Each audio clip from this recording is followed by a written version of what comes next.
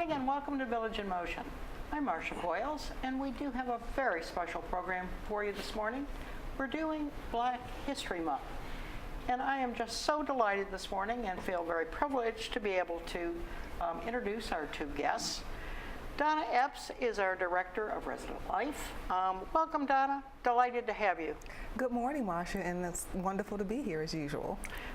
Well, we're especially glad that you're joining us today. This is your first Black History Month program. At Greenspring, At Greenspring, yes, although I know you've done them in many other places over the years. And Avon Price probably needs no introduction, our Channel 6 staff member. Welcome, Avon. Thank you. How you doing, Marcia? I'm just fine, thank you. Nice to have you on this side of the camera. I know, I'm usually running the show behind the scenes, but... Exactly, so we're pleased to have you. Donna, you and I spent a good bit of time talking about all kinds of things having to do with personal experiences. As I indicated to you, I ran a contract for a number of years for the HBCUs, the historically black colleges and universities. So we talked at great length about a number of these things. I have noticed in the last couple of days or last week or so that a number of the PBS programs are featuring wonderful historical photographs and information about blacks. And in fact, I saw last night a wonderful show with starring Roberta Flack, whom I had not realized was a Alexandria, Arlington woman, taught here, lived here most of her life. So I think that commentary, personal commentary, is so effective, and I've certainly seen this with PBS, and I'm sure you have too. So we are going to be most interested in your personal commentary about, what you've seen over the years. I know you were raised in the D.C. area, Yes. In D.C. Yes, absolutely. So you are a local girl as well, and I say girl, you do understand how I mean that. Yes, I do. We women are particular about being called girls. Yes. For sure. Donna, tell us a little bit. I know that Hidden Figures, that wonderful film about NASA women, also resonated with you. So where would you like to begin? Well, that particular movie prompted me to begin to ask some additional questions of the women in my own family, because having been actually born and raised in Washington, D.C., many of my relatives, including myself, have worked for the federal government. And my mother, in particularly, as well as her sister, started their careers in the same type of environment as the three women did who were featured in Hidden Figures. And so over the past year or so, I have learned a lot about my own hidden figures in my family and among my friends as well. So my mother actually started her career in a stenography pool with the Department of Defense. And at that time, she could not have a permanent assignment in an office and worked on special projects, etc. But she went on to have a very long career in the federal government, and about halfway through her career, got her college degree and began working in human resources. And so she got out of the secretarial pool.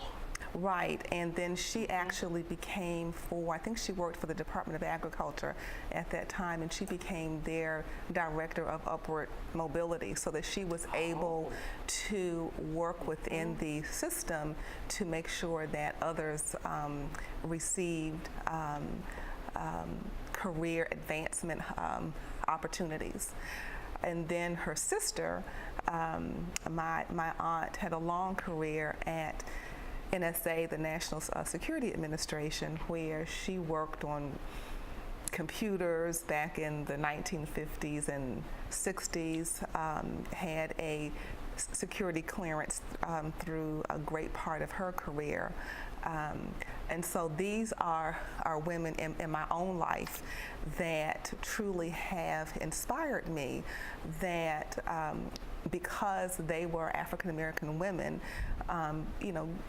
could not hold the positions when they first started in their careers that they were advanced to toward the end of their careers, because they both had been retired for many, many years now, but still serve as a great inspiration to me and to others.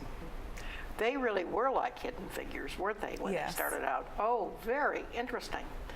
Donna, all right, you grew up here in the D.C. area, and tell us about your education, because it's most impressive. Well, I am a proud graduate of the D.C. public school system. Went from kindergarten through high school. And No, your schools were not officially segregated at that point. no, and that is because we went to the schools that were in our communities. And so because I lived in a community that was predominantly African American, while we did have a somewhat diverse population, it was mostly African American, and so the schools I attended were definitely my community schools. So I never participated in the busing that went on in many cities around the country, just because of where I grew up in Washington, D.C. Okay. So, which high school did you go to? I am a proud graduate of McKinley Technical High School, and that is actually the high school that our former President Obama paid the students a visit several months ago. Is that right? Oh, for heaven's sakes. It's really cool. That is cool. Okay, and then you went to college. Yes, I actually attended the University of Massachusetts in Amherst, and then attended the University of North Carolina at Chapel Hill. While I was at And we should add that you have an MPH, a Master's in Public Health, which is Yes. extremely impressive. That's a marvelous program at Chapel Hill. Yes, yes, it was. Hugely good reputation. Right. But at UMass, we had a very strong African American studies department, and I took Oh, you many. did? Yes, I did. And I took many of my elective courses in that department. And while I was there, learned that a figure that most people are very familiar with, Massachusetts was the birthplace of W.E.B. Du Bois. And so UMass has a lot of his papers and works there at the college, because many of the professors worked with his wife, as a matter of fact, and I had an opportunity to sit down and actually speak with Shirley Graham Du Bois on various occasions while I was at UMass, which was such a treat for me, because she was a very accomplished woman in her own right. Remind us who Du Bois was. Many people associated W.E.B. Du Bois is one of the founding members of the NAACP. He is a noted author and sociologist. I have several of his books in my personal collection, and just, he has served as an inspiration for many, many generations. Thank you. All right. Now, your work life, Ava, you've probably talked to Donna about this too. Yeah. You have an incredibly varied background in terms of your work, and tell us just a little bit about that and the kinds of experiences you've had as an African American woman. Well, growing up in Washington, D.C., I was very much in a very supportive community. And when I went to the University of Massachusetts, that was really my first experience with having to deal with what I call overt prejudice. Is that in Boston? No, No, it's in Amherst. In Amherst. But I was still in a very supportive community, and was able to be mentored by people and taught by people who continued that sense of community for me there, even though at times there were difficulties. I went to college at a time where there were not a lot of African American students or students of other cultures and nationalities on campus. But I still had a very rich experience, but there were struggles, there were difficulties that I had to overcome. I think one of the things that I learned there in that experience was that people oftentimes make judgments about people based upon what they do not know. And so I learned there that when people treat you differently because of who you are or because of what they think about you, it's just based on ignorance, because they just don't know. And so while I was there, I became involved in the whole dialogue about race, equality, etc. Was that the time when there were riots about busing in Boston? I went to school with many students that had been subject to busing back in the late 70s, yes. And I remember that there were some quite violent riots in Boston, in that area. Yes, there were. At that time. A surprising amount. I mean, I think you wouldn't expect it in a place like Boston, but I do recall it. All right, so you felt supported, but you also felt for the first time some prejudice. Yes, I did. Can you kind of give me an example of what did you do to overcome that? Because I'll get into why I'm asking this question, but I'll let you answer first. Like, what did you do when you were in college and you experienced these kind of treatments and stuff? Well, first, I come from an environment in terms of my family that just instilled certain values in me. Yeah. And my parents always taught me that no one else was any better than me, and I was no better than anyone else. So that was my framework. But again, I was able to partner with and be mentored with people at UMass. There were administrators, there were professors, and not all were African American, who really supported me and gave me that sense of family. And then it was also my response. I can recall being the only African American student in a chemistry lab, and honestly, nobody wanted to partner with me when we had to do various experiments. So there were two Jewish classmates who said, well, Donna, you come partner with us. And so I was about getting my work done. And so while it affected me, I didn't let that cloud why I was there.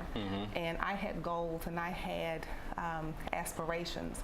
And so you fight through it, you deal with it, you become part of the dialogue surrounding it. And so that was a good foundation actually for other things that I experienced in my career, both the triumphs I've had as well as some of the difficult moments I've had to work through. And the reason why I brought this up, because around the time I'm guessing you went to school, I kept thinking about when my mom went to school. And I've talked to you a little bit about my mom's background, Marcia, and I'll repeat it again. My mom grew up in like inner city Chicago as a foster child. And you know, statistics say, you know, you're not supposed to do well, but my mom fought through all the struggles and stuff and, you know, went to school and went to university to get her accounting degree. And so growing up, she told us different experiences that she had. And she told us she never really, as far as she can remember, she never met a white person until she went to school, until she went to college. She grew up. She went to college? Until she went to college. She said she was just her community was just African Americans and maybe a few Latinos, but she said it was predominantly African Americans. She never had a white teacher growing up. She never had that. She wasn't surrounded by that.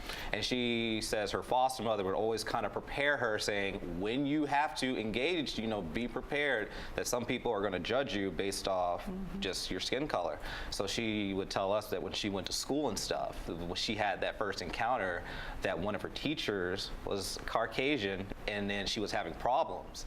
And then her teacher basically said, I don't have time to help you. Figure it out on your own, but the teacher would help any and everybody else, and she was one of the few black people in her classroom, and just that upset her so much. And the reason I asked your question of how'd you react to it, my mom, she got a fire put under her where she would go to the dean and was like, I'm not being treated right, and my mom is very feisty. Good and for so her. she was like, I'm not being treated right, just simply because of this, and she would document all this stuff. And so I applaud, you standing up for yourself, not letting yourself get demeaned, because my mom said her sister as well would let those experiences actually bring her down. Like, she let it bring her down. Her self-confidence brought down, because she felt like she couldn't succeed in this world. She had no confidence. It was kind of comparison between my mom and my aunt, that my mom was willing to fight to say, I'm somebody just as equal as you.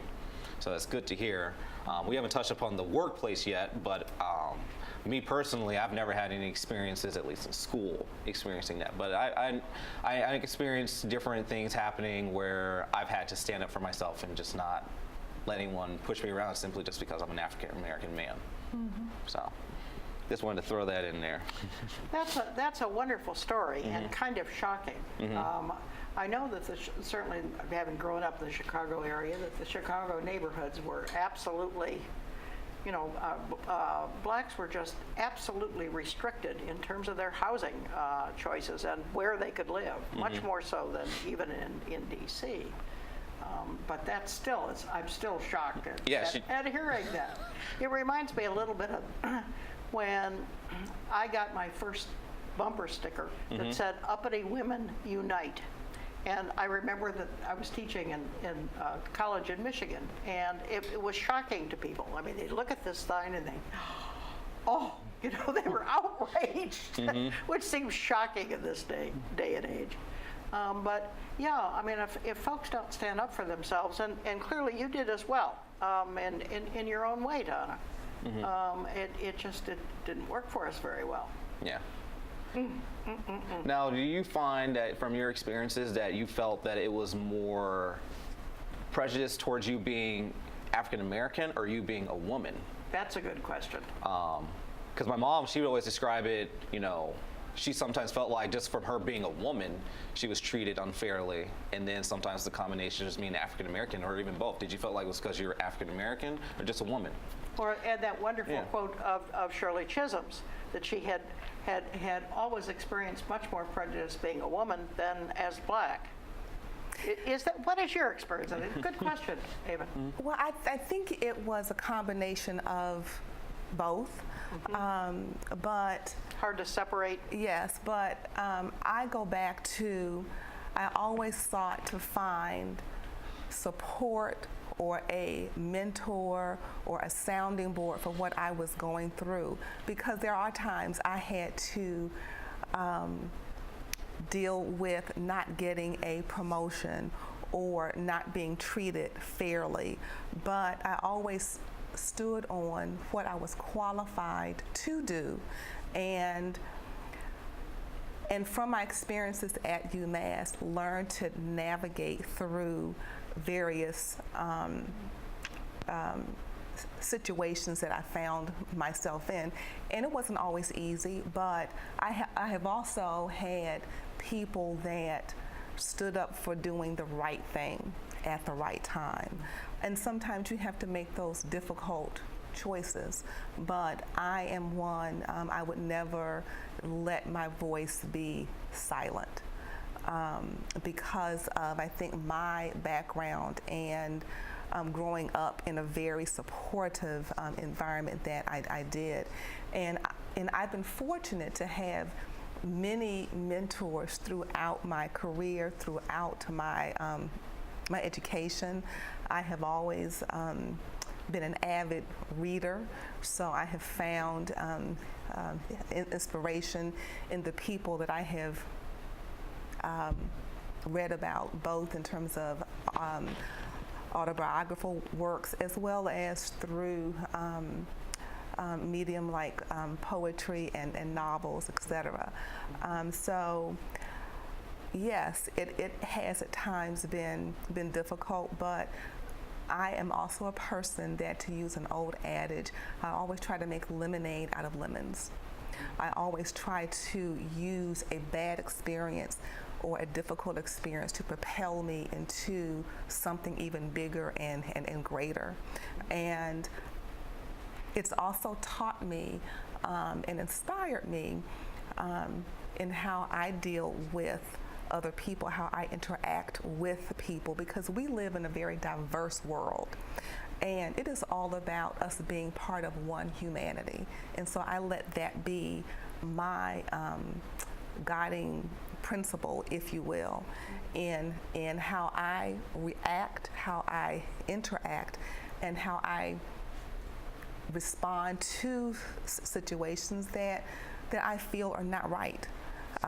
Because as my mother used to say, she said, always remember that everybody wakes up and puts on their pants or their dress the same way. And so I have always had this sense of, while I may not be wanted in some cases, I belong wherever I choose to be. So I have had a very rich career. I've had a very rich academic career. I have met wonderful people along the way and have been inspired to always do better. And I hope that I can inspire others as well. We still have some work to do, but we have also are living in a time where people are able to accomplish more and to do more. And that is very, very inspiring. If people haven't seen it, one of our community resources coordinators has put some wonderful Black History flyers on the bulletin boards. Oh, we have.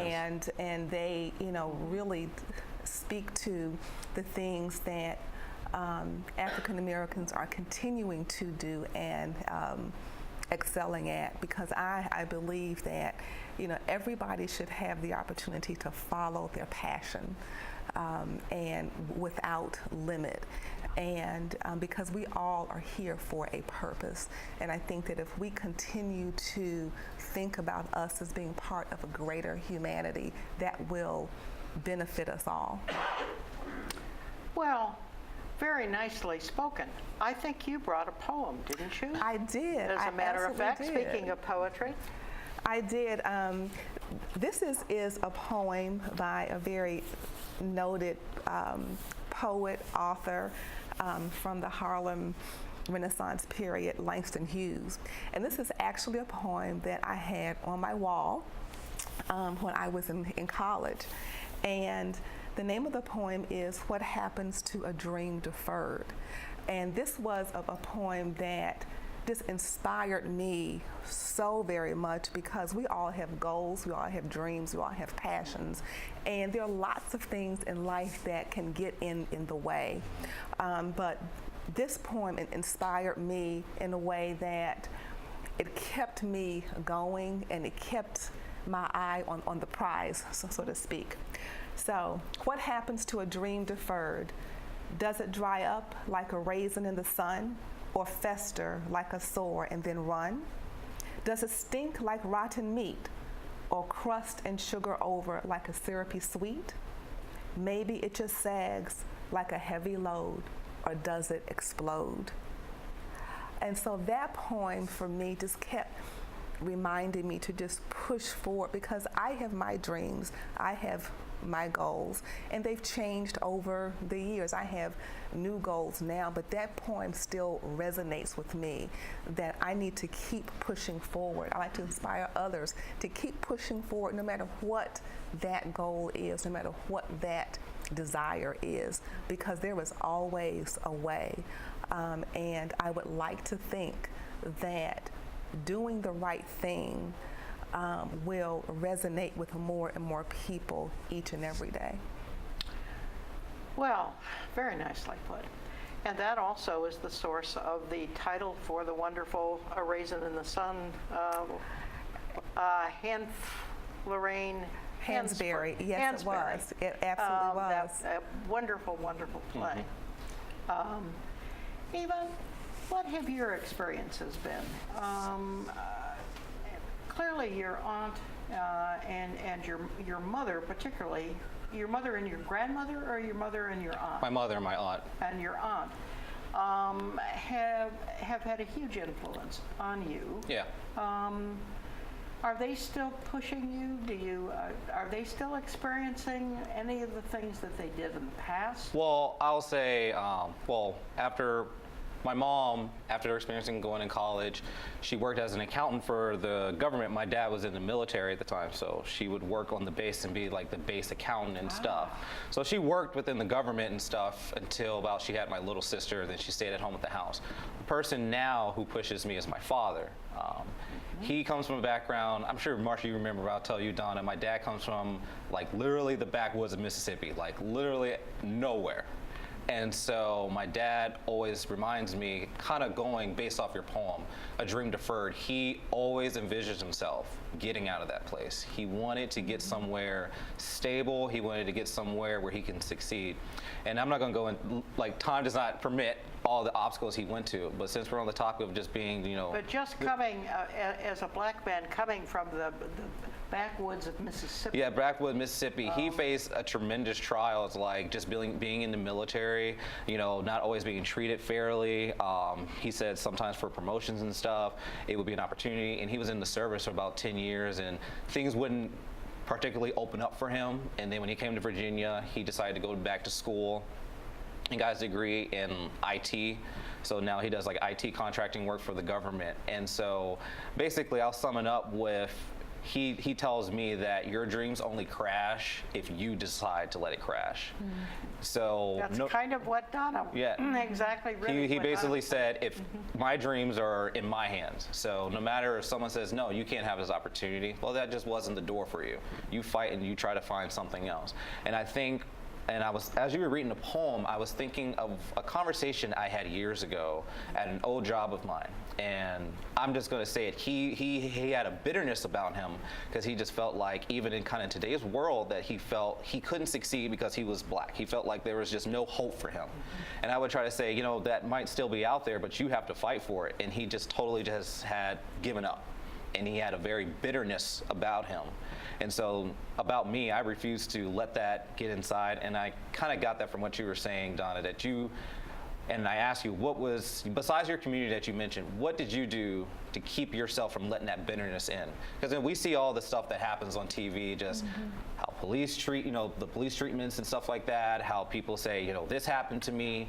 What did you do to keep yourself from letting that bitterness in? Because it's easy to go down that dark road, as my old coworker did. He was just very bitter and very angry that he just felt like he just couldn't succeed just because he was a black man. I would say for me, it is your, what I call your personal community, your, my friends, family, colleagues, mentors have all helped me to get through some of the most difficult situations. And because I embrace life, and I've always operated that way. So going back to understanding that people's prejudices are really based on ignorance. And when I look at it from that context, that helps me to move on. And that when you get to know people, we are more alike than we are different.